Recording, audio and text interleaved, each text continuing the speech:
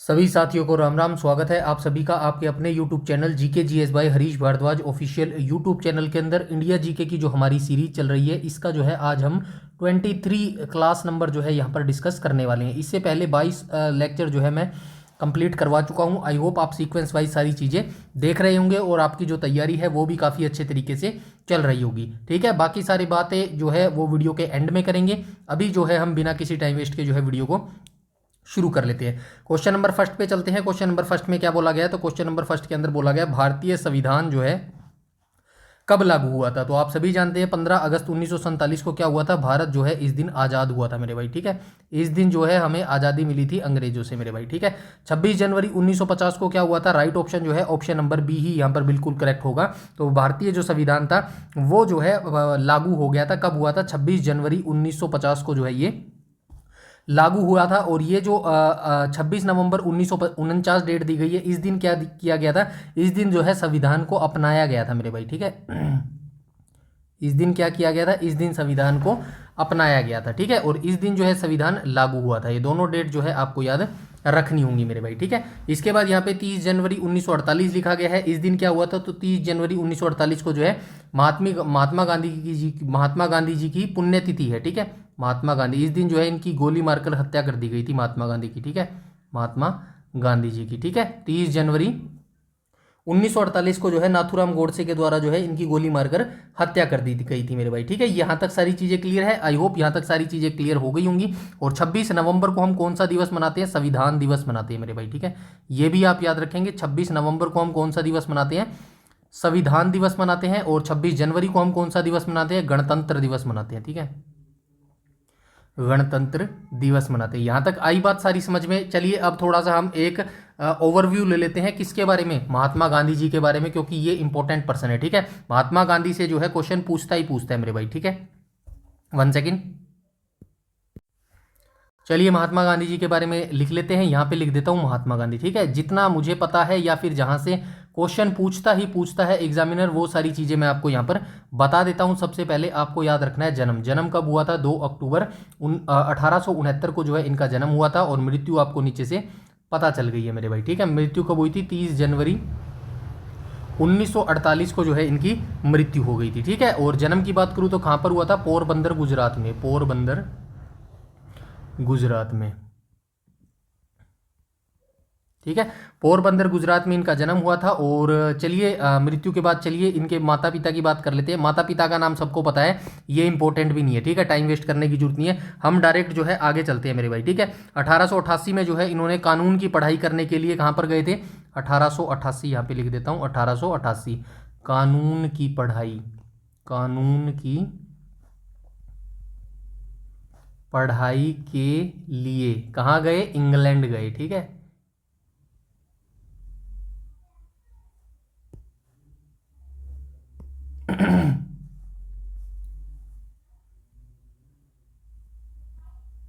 England गए मेरे भाई। ठीक है, यहां तक आई बात समझ में। इसके बाद हम चलते हैं आगे। इतनी 3 चीज याद होने के बाद आपको याद रखना है ये सीधा कहाँ जाएंगे? ये सीधा दक्षिण अफ्रीका जाएंगे। ठीक है, दक्षिण अफ्रीका चले गए थे ये। इसके बाद दक्षिण अफ्रीका चले गए थे और वहां पर जो है अच्छा खासा टाइम इन्होंने स्पेंड किया था। 1893 में ये वहां पर गए थे। और कब लौट कर आए थे? 1915 में लौट के आए थे ना। तो आप लिख सकते हैं 1914 तक जो है ये साउथ अफ्रीका में रहे थे मेरे भाई। यहां तक सारी चीजें क्लियर है। उसके बाद हम चलते हैं अफ्रीका कब गए थे ये। अफ्रीका ये कब गए थे भाई? 1893 में जो है ये 97 लिख दिया गया। 1893 में जो है ये अफ्रीका गए थे। किसका केस लड़ने गए थे? अब्दुल्ला नाम के व्यक्ति का जो है केस लड़ने ये अफ्रीका गए थे। यहाँ तक सारी चीज़ें क्लियर है। उसके बाद इनके साथ एक ट्रेन की घटना भी हुई थी, आपने सुना होगा। ठीक है, ट्रेन की इनके साथ घटना हुई थी। ठीक है, ट्रेन की घटना में क्या हुआ था? पीटर्सबर्ग स्टेशन था एक। ठीक है, पीटर्सबर्ग स्टेशन था, वहां पर जो है इनको जो है गोरा न होने के कारण जो है ट्रेन से बाहर फेंक दिया गया था। ठीक है, ट्रेन से बाहर फेंकना, फेंकने की घटना मेरे भाई। ठीक है, तो ये याद रखना पीटर्सबर्ग स्टेशन के अंतर्गत जो है ये हुई थी मेरे भाई। ठीक है, उसके बाद हम चलते हैं आगे। और इसके बाद जो है इन्होंने सत्याग्रह भी किया था सच्ची यहाँ पर। ठीक है, सत्याग्रह। ठीक है। सत्याग्रह कब किया था? तो 1906 में इन्होंने जो है रंग भेद के खिलाफ अपना पहला सत्याग्रह किया था, 1906 में। ठीक है, याद रखना 1906 में पहला सत्याग्रह कहाँ किया गया था? ये अफ्रीका में ही किया था, याद रखना। ठीक है ना, पहला सत्याग्रह महात्मा गांधी जी के साथ, महात्मा गांधी जी ने कहाँ कहाँ पर किया था? तो साउथ अफ्रीका में ही किया था 1906 में। ठीक है, और पहला सत्याग्रह था इनके लाइफ का। ठीक है, यहाँ तक आई बात भाई, बात समझ में। इसके बाद हम चलते हैं आगे, यहाँ पे लिख देता हूँ टॉलस्टॉय फार्म की स्थापना। ये जितने मैं आपको बता रहा हूँ ना, सारी यहाँ से क्वेश्चन पूछे जाते हैं मेरे भाई।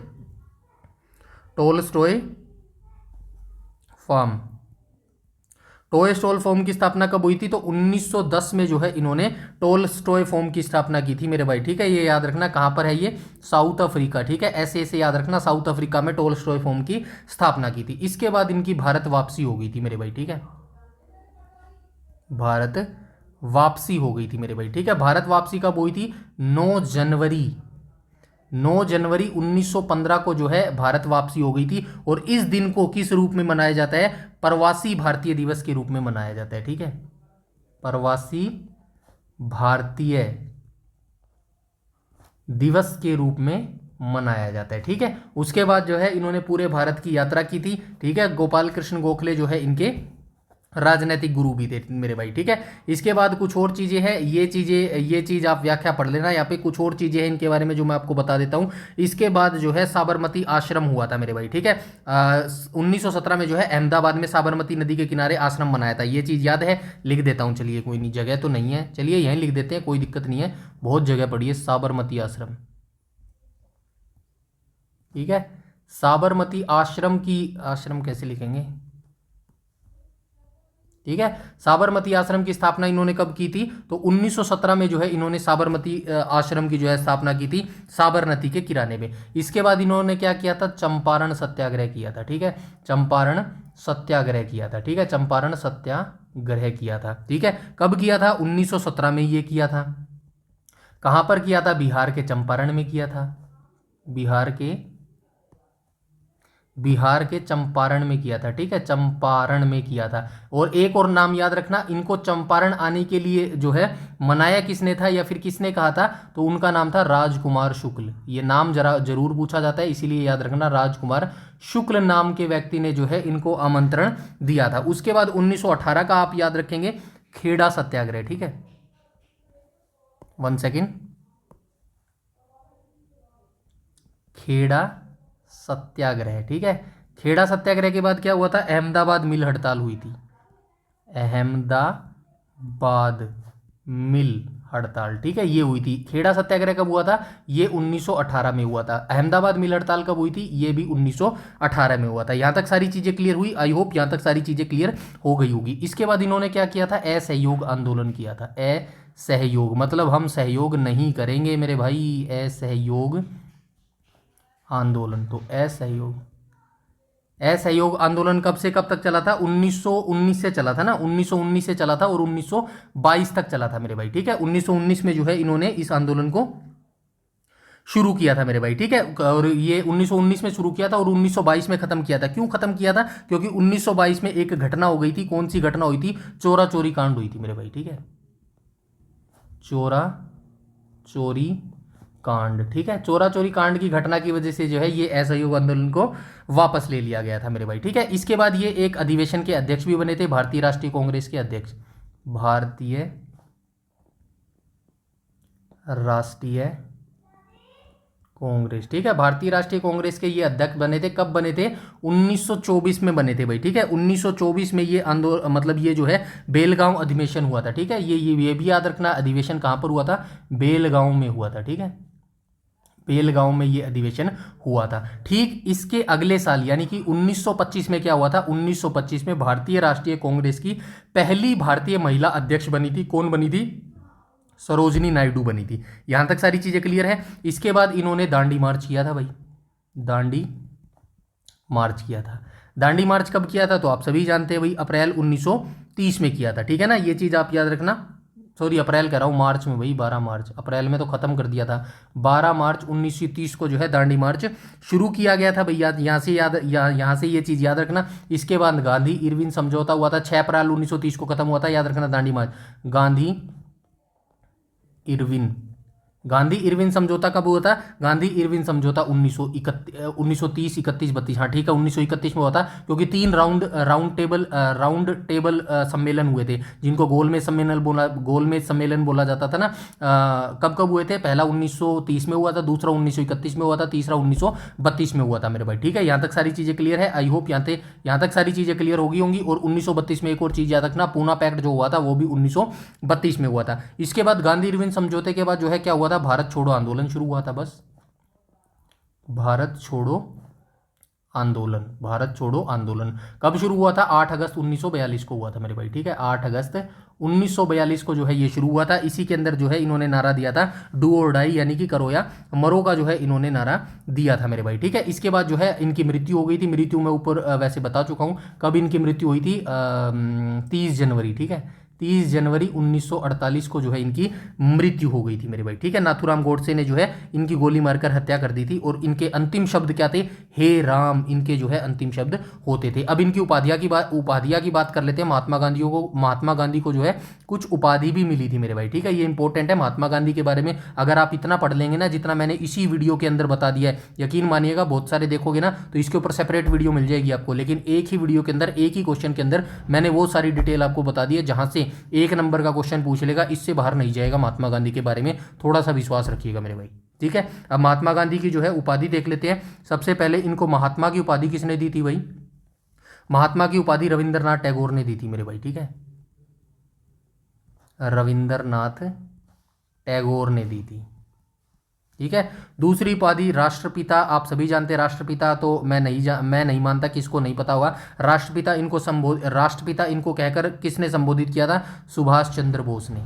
सुभाष चंद्र बोस ने। और फेमस स्लोगन क्या होता था सुभाष चंद्र बोस का? तुम मुझे खून दो और मैं तुम्हें आज़ादी दूंगा। ठीक है, और जो है एक और याद रखना भाई, अर्धनग्न, ये उपाधि नहीं कह सकते, वैसे ही इनको जो है अर्धनग्न फकीर कह के पुकारा था भाई। ठीक है, फकीर कहकर किसने पुकारा था? ये क्वेश्चन पूछा जाता है, इसलिए बोल रहा हूं कि भाई निम्नलिखित में से किसने जो है महात्मा गांधी जी को अर्धनग्न जो है फकीर कहकर पुकारा था? तो विंस्टन चर्चिल ने कहा था भाई, याद रखना। ठीक है, विंस्टन चर्चिल ने जो है ये इनको जो है कहकर संबोधित किया था। तो ये सारी अगर आप जानकारी यहाँ पे लिख लेंगे ना, जो भी महात्मा गांधी के मैंने यहाँ से बताई ये सारी जानकारी, इससे बाहर एक नंबर का वनडे एग्जाम्स में आपसे नहीं जाएगा मेरे भाई। यहाँ तक सारी चीज़ें क्लियर हुई। क्वेश्चन नंबर फर्स्ट जो है आई होप यहाँ तक सारी चीज़ें क्लियर हो गई होंगी। इसके बाद हम चलते हैं भाई क्वेश्चन नंबर सेकंड के ऊपर। क्वेश्चन नंबर सेकंड को देख लेते हैं। क्वेश्चन नंबर सेकंड में बोला गया है, देखिए भाई मैं एक चीज़ आपको क्लियर कर देता हूं, अगर आपको मेरे साथ कंटिन्यू करना है ना या फिर मेरे साथ तैयारी करनी है तो आपको ऐसे ही बोरिंग ही चलना पड़ेगा मेरे भाई। ठीक है, क्योंकि मुझे पता है जिस फेज से आप गुजर रहे हैं ना उस फेज से अभी जो है मान सकते हैं आप 3 से 4 साल पहले मैं भी गुजरा हूँ मेरे भाई। ठीक है, तो आपसे थोड़ी सी, मैं ये तो नहीं कह सकता कि बहुत अच्छी नॉलेज है, ठीक है, इतनी नॉलेज है कि आपको मैं बता सकता हूँ कि कहाँ पर आप मिस्टेक नहीं कर सकते और कहाँ पर आपको नहीं करनी चाहिए मेरे भाई। ठीक है, आपको अगर सिलेक्शन चाहिए तो ऐसे ही बोरिंग तरीके से ही आपको सिलेक्शन मिल सकता है मेरे भाई। ठीक है, बाकी आपकी मर्जी है, आप स्वतंत्र भारत के नागरिक है, आप जहां चाहे वहां स्टडी कर सकते हैं मेरे भाई। ठीक है, लेकिन आपकी जो है फ्यूचर के लिए, आपकी जो है मेहनत के लिए और आपके पेरेंट्स के लिए सिर्फ इतना ही सजेशन आपको दूंगा। अगर आप पढ़ना चाहते हैं ना, दिल से पढ़ना चाहते हैं, सिलेक्शन लेना चाहते हैं एचएसएससी के अंदर, तो आपको मेरे भाई ऐसे ही तैयारी करनी पड़ेगी जैसे मैं आपको यहाँ पर करवा रहा हूँ मेरे भाई। ठीक है, तो चलिए क्वेश्चन नंबर सेकंड पर चलते हैं। संविधान सभा के स्थायी अध्यक्ष के बारे में पूछा है, तो आप सभी जानते हैं डॉक्टर राजेंद्र प्रसाद जो है संविधान सभा के स्थायी अध्यक्ष थे। ऑप्शन नंबर कहाँ पर गया? Rajendra Prasad. Option number B यहाँ पर बिल्कुल करेक्ट हो जाएगा मेरे भाई। ठीक है, तो डॉक्टर राजेंद्र प्रसाद को जो है 1946 को संविधान सभा का जो है स्थायी अध्यक्ष बनाया गया था। यहां पे लिख देता हूं कहां पर गया, 1946 में जो है इनको स्थायी अध्यक्ष बनाया गया था। स्थायी अध्यक्ष बनाया गया था। यहां पे आपको डॉक्टर जो है भीमराव अंबेडकर भी दिख रहे हैं। तो ये क्या थे? ये प्रारूप समिति के अध्यक्ष थे मेरे भाई। ठीक है, प्रारूप समिति के। यकीन मानिएगा अगर आपने पहले एग्जाम दिए होंगे ना, अगर थोड़ा सा भी नॉलेज होगी आपको, तो यकीन मानिएगा ये जो मैं यहाँ पर क्वेश्चन आंसर और शॉर्ट एक्सप्लेनेशन लिख रखी है ना, और इनसे अलावा जो मैं एडिशनल इन्फॉर्मेशन दे रहा हूँ, यहाँ से इतने बार क्वेश्चन पूछे गए और आगे भी यहीं से क्वेश्चन पूछे जाएंगे मेरे भाई। ठीक है, इसीलिए मैं ये सारी चीज़ें डिटेल से और बार बार आपको बता रहा हूँ मेरे भाई। समिति कैसे लिखेंगे? समिति, ताकि चीज़ें आप यहीं पर याद हो जाएँ आपको। ठीक है, समिति गलत लिख दिया है, समिति छोटी की मात्रा आएगी। ठीक है, ये हो जाएगा। सरदार पटेल को आप सभी जानते हैं, इनको जो है सरदार की उपाधि किसने दी थी? सरदार पटेल को सरदार की उपाधि महिलाओं ने दी थी, महिलाओं ने इनको ये उपाधि दी थी। और 1928 में इन्होंने जो है कौन सा मूवमेंट चलाया था भाई, कोई बता सकता है? चलो बताओ फिर फटाफट। जो है सरदार पटेल, सरदार वल्लभ भाई पटेल को जो है, सरदार वल्लभ भाई पटेल को महिलाओं ने सरदार की उपाधि क्यों दी थी? 1928 में जो है इन्होंने एक आंदोलन चलाया था, वो फटाफट आप मुझे कमेंट सेक्शन में कमेंट करके बता दो। जवाहरलाल नेहरू के बारे में आप सभी जानते हैं भाई, इनके पिताजी का क्या नाम होता था? मोतीलाल नेहरू होता था, जिन्होंने स्वराज पार्टी की स्थापना की थी 1923 में सी आर दास के द्वारा मिलकर, सी आर दास के साथ मिलकर मेरे भाई। ठीक है, चित्तरंजन दास उनको बोलते हैं। जवाहरलाल नेहरू ने जो है उद्देश्य जो है ये क्या जो ये थे, कौन थे? जवाहरलाल नेहरू। इन्होंने जो है उद्देश्य प्रस्ताव पेश किया था मेरे भाई। ठीक है, उद्देश्य प्रस्ताव जो है इनके द्वारा पेश किया था मेरे भाई। ठीक है, तो यहां तक आई होप आपको जो है सारी जानकारी मिल गई होगी। और ये जो आपको स्थायी अध्यक्ष दिख रहा है ना, इसके अलावा आपको ये भी याद रखना है, जो सच्चिदानंद सिन्हा होते थे ना, वो अस्थायी अध्यक्ष चुने गए थे मेरे भाई। ठीक है, यहां पे लिख देता हूं अस्थायी, ताकि कोई भी चीज आपकी मिस नहीं होनी चाहिए। सच्चिदानंद सिन्हा, सच्चिदानंद सिन्हा मेरे भाई। ठीक है, यहां तक सारी चीजें क्लियर है। आई होप यहां तक सारी चीजें जो है क्लियर हो गई होंगी। इसके बाद हम चलते हैं क्वेश्चन नंबर 3 के ऊपर मेरे भाई। क्वेश्चन नंबर 3 में क्या बोला गया है? तो क्वेश्चन नंबर 3 के अंदर बोला गया है, भारतीय संविधान का पिता किसे कहा जाता है? तो आप सभी जानते हैं, भारतीय संविधान का आधुनिक मनु हो गया, भारतीय संविधान का पिता हो गया। किसको बोला जाता है? तो डॉक्टर भीमराव अंबेडकर जी को बोला जाता है। ऑप्शन नंबर बी यहाँ पर जो है बिल्कुल करेक्ट हो जाएगा। डॉक्टर भीमराव अंबेडकर जो है भारतीय संविधान का जनक, फादर कह लो या शिल्पी कह लो, ये इनको कहा जाता है। ठीक है, यहाँ पे लिख देता हूँ, भीमराव अंबेडकर को क्या कहा जाता था? पिता कहा जाता था, शिल्पी कहा जाता था, आधुनिक मनु कहा जाता है, आधुनिक मनु भी जो इनको कहा जाता है। ठीक है, प्रारूप समिति के ये अध्यक्ष थे, प्रारूप समिति के अध्यक्ष भी ये रहे थे। ठीक है, यहां तक सारी चीजें क्लियर है। आई होप यहां तक सारी चीजें जो है क्लियर हो गई होंगी मेरे भाई। ठीक है, बाकी जवाहरलाल नेहरू के बारे में अभी ऊपर बता के आया हूं, बताने की जरूरत नहीं है। जवाहरलाल नेहरू के बारे में जो है आप सिर्फ इतना याद रखना कि उद्देश्य प्रस्ताव जो है इनके द्वारा पेश किया गया था। और बी एन राव की बात करूं तो बी एन राव के बारे में ये याद रखना, संवैधानिक सलाहकार थे। ठीक है ना, संवैधानिक सलाहकार थे ये, संवैधानिक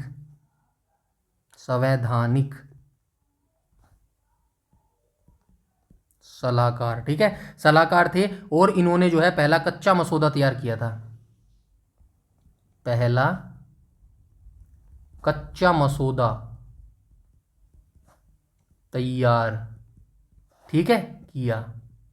आई बात समझ में? यहां तक आई बात समझ में? आई होप यहां तक सारी चीजें जो है क्लियर हो गई होंगी मेरे हिसाब से। ठीक है ना, आगे चलते हैं मेरे भाई। ठीक है, ये यहाँ पे पढ़ लेना, भीमराव अंबेडकर संविधान के प्रारूप समिति के अध्यक्ष थे। संविधान निर्माण में उनकी मुख्य भूमिका के कारण उन्हें आधुनिक मनु या फिर संविधान का पिता जो है मेरे भाई कहा जाता है। ठीक है, आई होप यहां तक सारी चीजें क्लियर है। क्वेश्चन नंबर 4 के ऊपर चलते हैं मेरे भाई। क्वेश्चन नंबर 4 में क्या बोला गया? मौलिक अधिकार किस देश के संविधान से लिए गए? तो बहुत बार मैं आपको बता चुका हूं मौलिक अधिकारों के बारे में। यहां से क्वेश्चन पूछता ही पूछता है, अगर पॉलिटिसी क्वेश्चन आएगा तो मौलिक अधिकार से क्वेश्चन आएगा। इसीलिए जितनी चीजें आपको बताऊं ना वो रट्टा मार के छोड़ दो। ठीक है ना, बाद में कोई दिक्कत नहीं आनी चाहिए। मौलिक अधिकार अगर आपसे पूछे भाई किस भाग के अंतर्गत है, तो आप बताएंगे भाग 3 के अंतर्गत है। अगर आपसे पूछ ले बताइए किस अनुच्छेद के अंतर्गत है, तो आप बताएंगे भाई अनुच्छेद 12 से 35 के बीच में ये अनुच्छेद है मेरे भाई। अगर आपसे पूछ ले बताइए किस देश से हमने इनको ग्रहण किया है, तो आप बताएंगे यूएसए यानी कि यूनाइटेड स्टेट्स ऑफ अमेरिका से जो है हमने इनको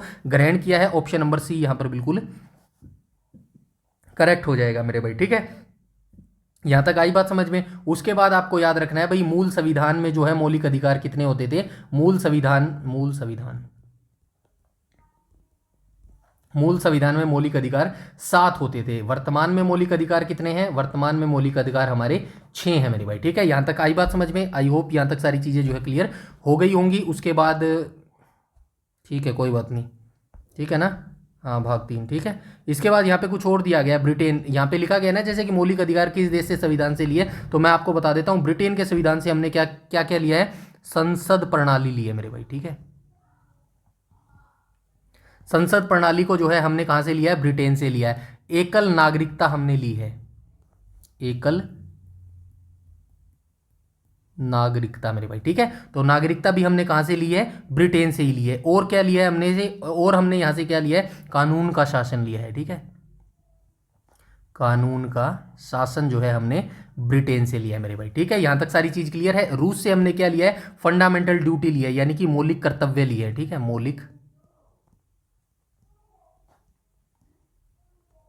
मौलिक कर्तव्य हमने यहां से लिए है। और क्या लिया है, और पंचवर्षीय योजना हमने यहां से ली है, पंचवर्षीय योजना। पंचवर्षीय योजना सबसे पहले रूस ने ही लागू की थी मेरे भाई 1928 में, याद रखना ये चीज़, ठीक है ना। उसके बाद अमेरिका से हमने क्या लिया है, तो आप सभी जानते हैं भाई, अमेरिका से हमने जो है मौलिक अधिकारों को ग्रहण किया है। कनाडा से हमने क्या लिया है, तो कनाडा से हमने अवशिष्ट शक्तियों का ग्रहण किया है, ठीक है। अवशिष्ट शक्तियां, अवशिष्ट शक्तियां हमने कहां से ली है, कनाडा के संविधान से ली है मेरे भाई, ठीक है। यहां तक आई बात समझ में, आई होप यहां तक सारी चीजें जो है क्लियर हो गई होंगी मेरे भाई, ठीक है। और ये जो भाग 3 है ना, जो अभी आपने देखा, भाग 3 के अंतर्गत क्या है, भाग 3 के अंतर्गत जो है हमारे मौलिक अधिकार आते हैं। और भाग 3 को क्या कहा जाता है, भारत का मैग्ना कार्टा कहा जाता है। यहां तक सारी चीजें जो है आपको क्लियर होनी चाहिए मेरे भाई, ठीक है। आगे चलते हैं, क्वेश्चन नंबर 5 को देख लेते हैं। क्वेश्चन नंबर 5 में क्या बोला गया, तो क्वेश्चन नंबर 5 के अंदर बोला गया भारत में भारतीय संविधान में कितनी अनुसूचियां हैं, तो वर्तमान में पूछा गया है, ठीक है ना। अगर आपसे पूछता ना यहाँ पर मूल संविधान में, जब हमारा संविधान लागू हुआ था 26 जनवरी 1950 को, ठीक है, संविधान, मूल संविधान में हमारी जो है कितनी अनुसूचियां पूछी गई ना, तो 8 अनुसूचियां उस समय होती थी जब संविधान हमारा लागू हुआ था 26 जनवरी 1950 को। लेकिन ये वर्तमान की बात कर रहा है, तो वर्तमान में संविधान में जो है कितनी अनुसूचियां हो जाएंगी, तो 12 अनुसूचियां जो है वर्तमान में हमारी हो जाएंगी मेरे भाई, ठीक है। तो ऑप्शन नंबर सी यहाँ पर बिल्कुल करेक्ट हो जाएगा। थोड़ा सा इसके बारे में आपको मैं बता देता हूँ मेरे भाई, ठीक है। यहाँ पे जगह है क्या, चलिए कोई बात नहीं है, एक एक करके थोड़ा सा मैं बता देता हूं। पहली अनुसूची, पहली अनुसूची के अंतर्गत क्या है, राज्य और केंद्र शासित प्रदेशों के नाम है, ठीक है। राज्य, चलिए मैं बोल देता हूं, लिखने में ज़्यादा टाइम वेस्ट होएगा, ठीक है। डिटेल से आराम से बैठ के सुनना जो मैं बोल रहा हूं, ठीक है। पहली अनुसूची में क्या दिया गया है, पहली अनुसूची के अंतर्गत राज्य और केंद्र शासित प्रदेशों के नाम और उनकी सीमाएं दी गई हैं। दूसरी अनुसूची में क्या दिया गया है, दूसरी अनुसूची में वेतन और भत्ते किसके, राष्ट्रपति, राज्यपाल, लोकसभा अध्यक्ष और न्यायाधीशों आदि के जो है वेतन और भत्ते दिए गए। तीसरी अनुसूची में क्या दिए गए है, शपथ दी गई है, यानी कि ओथ्स दी गई है। जो मंत्री और जो संसद होते हैं ना, वो शपथ लेते हैं भाई, लेते हैं ना शपथ, न्यायाधीशों द्वारा शपथ दिलाई जाती है। वो सारी चीजें कहां पर दी गई है, तीसरी अनुसूची के अंतर्गत दी गई है। चौथी अनुसूची के अंतर्गत क्या दिया गया है, राज्यसभा में सीटों का आवंटन, ठीक है ना। चौथी अनुसूची में क्या दिया गया है, राज्यों में सीटों का, राज्यसभा में सीटों का जो है आवंटन किया जाएगा। राज्य और केंद्र शासित प्रदेशों के लिए सीटों का बंटवारा दिया गया है अनुसूची नंबर 4 के अंतर्गत। अगर अनुसूची 5 की बात करें, तो अनुसूचित क्षेत्रों और जनजातियों के जो प्रशासन होता है, यानी कि एडमिनिस्ट्रेशन होता है, उनके नियंत्रण के बारे में प्रावधान दिए गए हैं अनुसूची नंबर 5 के अंतर्गत। अगर अनुसूची 6 की बात करेगा, तो मैं आपको बता चुका हूं, नॉर्थ ईस्ट के जो 4 राज्य है, असम, मेघालय, त्रिपुरा और मिजोरम, इनके जनजातीय क्षेत्रों का एडमिनिस्ट्रेशन का सब कुछ दिया गया है। 7वीं अनुसूची आप सभी को पता है, केंद्र राज्य संबंध के, केंद्र और राज्य के संबंध में 3 सूचियां दी गई है। शक्तियों का विभाजन, अनुसूची नंबर 7, 3 सूचियां दी गई है ना, संघ सूची, राज्य सूची और समवर्ती सूची। अगर अनुसूची 8 की बात करें, तो क्या दिया गया है, आधिकारिक भाषाएं दी गई है, यानी कि वर्तमान में हमारी जो है 22 जो भाषाएं है ना, वो कौन सी अनुसूची में दी गई है, अनुसूची नंबर 8 में दी गई है। अगर अनुसूची 9 की बात करें, तो उसके अंदर भूमि सुधार दिए गए हैं। अनुसूची 10 की बात करें, तो दल बदल विरोधी कानून से संबंधित दी गई है। अनुसूची 11 की बात करें, तो पंचायती राज दिया गया है। और अनुसूची 12 की बात करें, तो नगर पालिका से संबंधित दिए गए। सारी अनुसूची 1 से लेकर 12 तक मैंने बार बार रिविजन की है, तब जाके ये याद हुई है। आई होप आप भी ऐसे करेंगे तो आपको भी याद हो जाएंगी मेरे भाई। आई बात समझ में, यहां तक सारी चीजें क्लियर है। आगे चलते हैं क्वेश्चन नंबर, ठीक है ना, नेक्स्ट चलते हैं क्वेश्चन नंबर 6 के ऊपर मेरे भाई।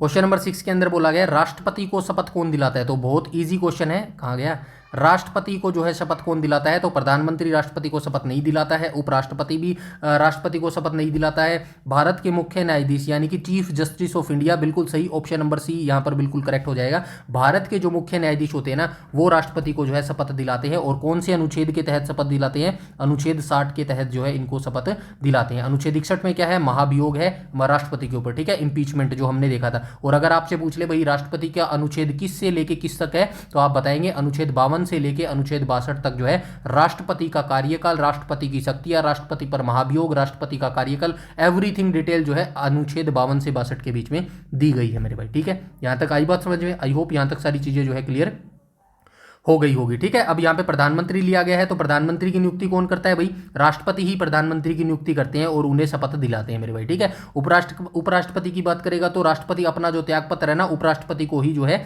देते हैं, ये हम पिछली वीडियो में भी देख चुके हैं मेरे भाई, ठीक है। और लोकसभा अध्यक्ष की बात यहाँ पे ऑप्शन नंबर डी में कर रहा है, तो लोकसभा अध्यक्ष का जो राष्ट्रपति की शपथ प्रक्रिया में जो है कोई संविधान रोल जो है नहीं होता है मेरे भाई, ठीक है। इसको मारो गोली, ठीक है। तो यहां तक सारी चीजें क्लियर है, जो मैं बोल रहा हूं बस उसको डिटेल से सुन लेना। रात को जब आप शांति से बैठते हो ना 8, 9, 10, 11, 12 बजे, आराम से अपना लीड लगा के इस चैप्टर को सुनोगे ना, जो मैं बोल रहा हूं उनको सुनोगे, यकीन मानिएगा बहुत सारी चीजें आपके याद रह जाएंगी, ऐसा मेरा विश्वास है मेरे भाई, ठीक है ना।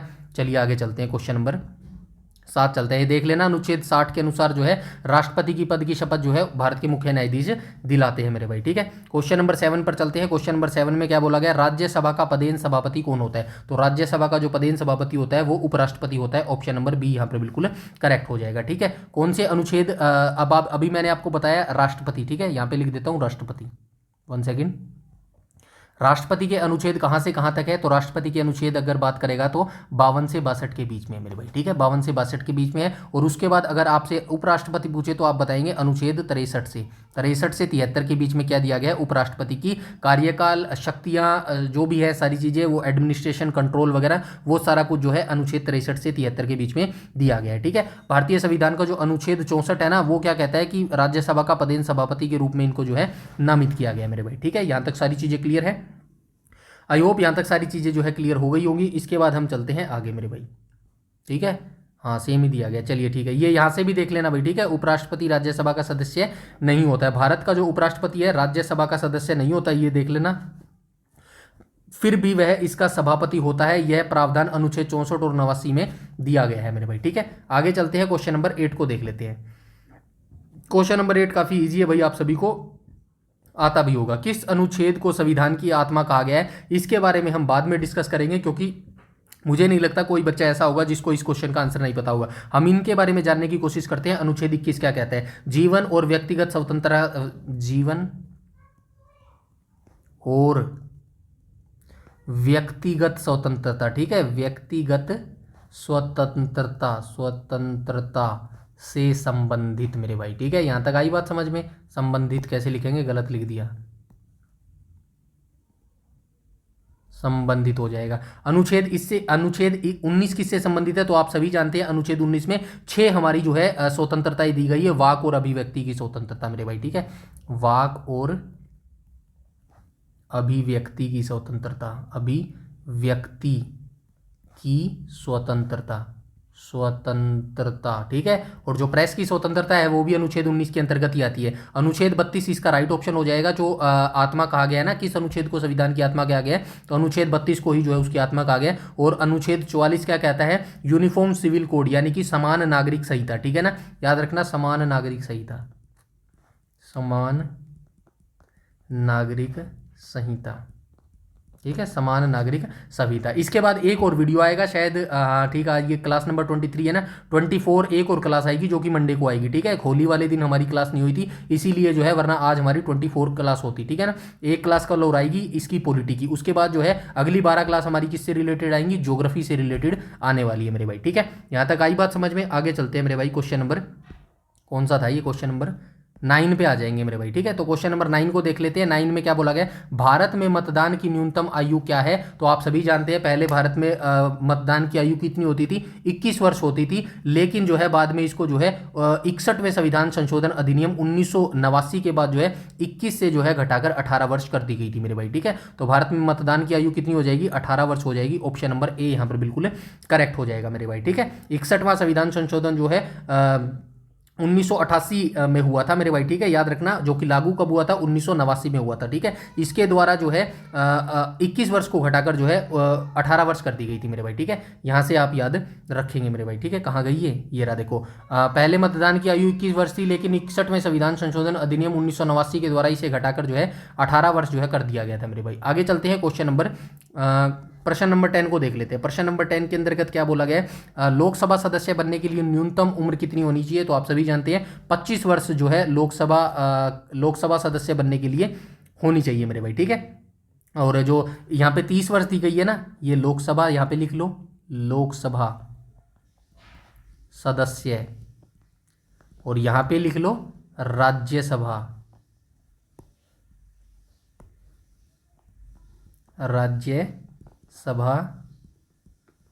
सदस्य मेरे भाई, ठीक है। 18 वर्ष क्या है, वोटिंग की आयु है, वोटिंग आएगा ना, वोटिंग, ठीक है। ये आप यहां तक सारी चीजें क्लियर हुई। और ये 21 वर्ष क्या हो गया, ग्राम पंचायत या नगर निगम ग्राम पंचायत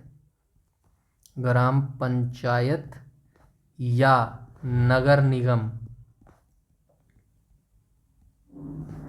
का चुनाव लड़ने के लिए न्यूनतम आयु मेरे भाई, ये सारी आप याद रखेंगे, ठीक है मेरे भाई। यहाँ तक सारी चीज़ें क्लियर है, आई होप यहाँ तक सारी चीज़ें क्लियर हो गई होंगी। इसके बाद चलते हैं क्वेश्चन नंबर 11 के ऊपर। क्वेश्चन नंबर 11 में क्या बोला गया, पंचायती राज व्यवस्था सबसे पहले किस राज्य में लागू हुई थी। तो आप सभी जानते हैं 2 अक्टूबर 1959 को राजस्थान के नागौर जिले में जो है ये स्थापित हुई थी मेरे भाई, ठीक है, नागौर जिले में, ठीक है। पंडित जवाहरलाल नेहरू के द्वारा जो है ये स्थापित की गई थी मेरे भाई, ठीक है। प्रधानमंत्री होते थे हमारे पंडित जवाहरलाल नेहरू, उन्हीं के द्वारा जो है 2 अक्टूबर 1959 को राजस्थान के नागौर जिले में जो है क्या किया गया था, पंचायती राज व्यवस्था जो है शुरू की गई थी मेरे भाई, ठीक है। पहला अगर आपसे पूछा जाए तो पहला ये हो गया, ठीक है, सभी जानते हैं, पहला मुझे पता है, ठीक है। लेकिन अगर आपसे दूसरा पूछ ले तो पता है किसी को दूसरा, कोई बता सकता है दूसरा कौन सा हो सकता है, ऑनेस्टली बताइएगा किस किस को पता है कि दूसरा राज्य कौन बना था जहां पर पंचायती राज व्यवस्था जो है शुरू की गई थी मेरे भाई, ठीक है। ये आप ऑनेस्टली आप मुझे यहां पर कमेंट करके जरूर बताएंगे। और समिति कौन सी थी भाई, कि कौन सी समिति ने जो है सिफारिश की थी। तो आप सभी जानते हैं बलवंत राय मेहता समिति, बलवंत राय मेहता, ठीक है, बलवंत राय मेहता। ये बलवंत राय वो नहीं है, वो सनी देओल की एक फिल्म थी ना, घायल फिल्म, बलवंत राय वो वाला। खैर ये हंसी की बात है, चलो कोई बात नहीं, बीच बीच में ऐसा भी होना चाहिए, ठीक है ना। तो बलवंत राय मेहता समिति ने जो है रिकमेंडेशन की थी, उसी के आधार पर जो है 1957 में इस बलवंत राय मेहता की समिति ने जो है सिफारिश की थी, और इसके आधार पर जो है त्रिस्तरीय पंचायती राज मॉडल का जो है सुझाव दिया गया था। ये भी याद रखना, त्रिस्तरीय मेरे भाई, ठीक है, त्रिस्तरीय। यहाँ तक सारी चीज़ें क्लियर है, आई होप यहाँ तक सारी चीज़ें जो है क्लियर हो गई होंगी मेरे भाई, ठीक है। उसके बाद हम चलते हैं क्वेश्चन नंबर 12 के ऊपर। क्वेश्चन नंबर 12 में क्या बोला गया है, भारत के प्रथम मुख्य चुनाव आयुक्त कौन है। तो भारत के प्रथम मुख्य चुनाव आयुक्त मैं आपको बताऊंगा, लेकिन वर्तमान में कौन है वो आप मुझे कमेंट सेक्शन में कमेंट करके बताइए। क्या ज्ञानेश कुमार है क्या वर्तमान में हमारे सीईसी, ठीक है। सीईसी मतलब क्या होता है सीईसी भाई, बता सकता है कोई, चीफ इलेक्शन कमीशन होगा ना। चलिए आगे चलते हैं, सुकुमार सेन हो जाएगा भाई, ऑप्शन नंबर ए यहाँ पर बिल्कुल करेक्ट हो जाएगा मेरे भाई, ठीक है। सुकुमार सेन जो थे वो भारत के पहले मुख्य चुनाव आयुक्त थे। चीफ इलेक्शन कमीशन जो है फुल फॉर्म हो जाएगी भी, याद रखना सीईसी की फुल फॉर्म क्या हो जाएगी, चीफ इलेक्शन कमीशन हो जाएगी, ठीक है। 1950 से 1958 तक जो है वो इस पद पर कार्य उन्होंने किया था मेरे भाई, ठीक है। यहाँ तक सारी चीज़ें क्लियर है, आई होप यहाँ तक सारी चीज़ें जो है क्लियर हो जाएंगी मेरे भाई, ठीक है। और वर्तमान का आप मुझे कमेंट सेक्शन में कमेंट करके बताएंगे, ठीक है ना। वर्तमान का आप मुझे कमेंट सेक्शन में कमेंट करके बताएंगे। हिंट दे देता हूं कौन है वर्तमान में, नाम जरूर आप मुझे कमेंट सेक्शन में बताएंगे, लेकिन करंट अफेयर के रिगार्डिंग जो है ये चीज़ काफ़ी हाईलाइट हो रही है। अभी जो हमारे चीफ इलेक्शन कमीशन है ना, उनके ऊपर जो है इम्पीचमेंट, मतलब आप कह सकते हैं कि भाई उनके ऊपर जो है अविश्वास प्रस्ताव जो है लागू किया गया है। और इसलिए ये क्वेश्चन क्यों जरूरी है, क्योंकि भारत के इतिहास में स्वतंत्रता के बाद पहली बार जो है कोई ऐसा चीफ इलेक्शन कमीशन यानी कि मुख्य चुनाव आयुक्त है जिसके ऊपर अविश्वास प्रस्ताव लाया गया है मेरे भाई, ठीक है। तो ये डायरेक्ट क्वेश्चन पूछा जा सकता है, बताइए स्वतंत्रता प्राप्ति के बाद जो है भारत के पहले मुख्य चुनाव आयुक्त कौन है जिनके ऊपर अविश्वास प्रस्ताव लाया गया। राज्यसभा और लोकसभा दोनों ने मिलकर जो है, दोनों राज्यसभा और लोकसभा, ठीक है, इन दोनों के टोटल 193 कैंडिडेट्स ने जो है उसके ऊपर साइन किए मेरे भाई, ठीक है। तो ये चीज़ आप याद रखेंगे, ठीक है। उसके बाद हम चलते हैं आगे, ये देखो 1950 से 58, ठीक है। उसके बाद चलते हैं क्वेश्चन नंबर 13 पर। क्वेश्चन नंबर 13 के अंतर्गत बोला गया है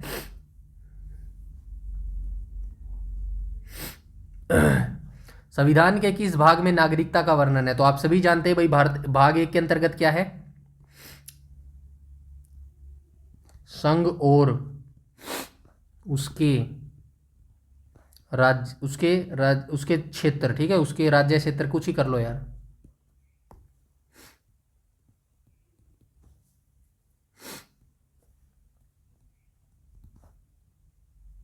अनुच्छेद 1 से 4 मेरे भाई, ठीक है, ये भी आप याद रखेंगे। भाग 2 के अंतर्गत क्या है, नागरिकता किस अनुच्छेद से किस अनुच्छेद के बीच में है, 5 से 11 के बीच में नागरिकता दी गई है। भाग 3 के अंतर्गत मौलिक अधिकार दिए गए हैं।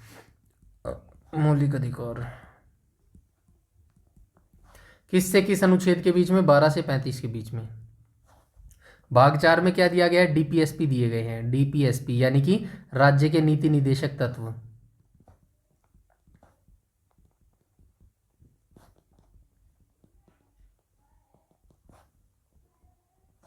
कौन से अनुच्छेद से, 36 से 51 के बीच में, ठीक है।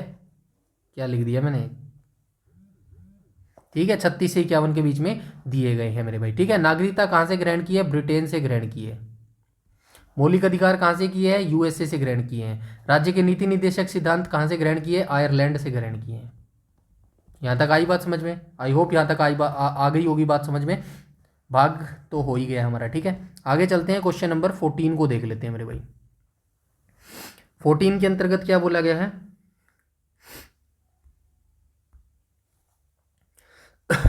राज्यसभा के सदस्यों का कार्यकाल कितने वर्ष का होता है। तो आप सभी जानते हैं 6 वर्ष का होता है। ऑप्शन नंबर सी यहाँ पर बिल्कुल करेक्ट हो जाएगा। भारतीय संविधान का अनुच्छेद 83(1) के अनुसार जो है राज्यसभा एक स्थायी सदन है, इसको भंग नहीं किया जा सकता, आप सभी जानते हैं, ठीक है। और जो है इसके सदस्यों का चुनाव जो है 6 वर्ष की अवधि के लिए किया जाता है मेरे भाई, ठीक है। और जो इसके 1/3 सदस्य है ना, वो हर दो वर्ष के बाद जो है सेवानिवृत्त यानी कि रिटायर हो जाते हैं मेरे भाई, ठीक है। यहाँ तक आई बात समझ में। ऑप्शन नंबर 6 इसका बिल्कुल करेक्ट हो जाएगा मेरे भाई, ठीक है। आज का लास्ट क्वेश्चन देख लेते हैं, क्वेश्चन नंबर 15 को देख लेते हैं। क्वेश्चन नंबर 15 में बोला गया है संचालन समिति के अध्यक्ष कौन होते थे। तो डॉक्टर राजेंद्र प्रसाद जो है संचालन समिति के जो है अध्यक्ष होते थे। डॉक्टर राजेंद्र प्रसाद संविधान सभा के जो है अध्यक्ष होने के साथ साथ संचालन समिति के भी अध्यक्ष होते थे, ठीक है। यहाँ पे लिख देता हूँ, क्या लिख देता हूँ, संविधान सभा और संचालन समिति, इन दोनों के अध्यक्ष कौन होते थे। तो दोनों के अध्यक्ष जो है डॉक्टर राजेंद्र प्रसाद होते थे मेरे भाई, ठीक है। यहाँ तक आई बात समझ में, आई होप यहाँ तक सारी चीज़ें जो है क्लियर हो गई होगी। और BR अम्बेडकर कौन होते थे, प्रारूप समिति के अध्यक्ष होते थे, ठीक है, प्रारूप समिति के अध्यक्ष होते थे। यहाँ तक आई बात समझ में, आई होप यहाँ तक सारी चीज़ें क्लियर हो गई होंगी।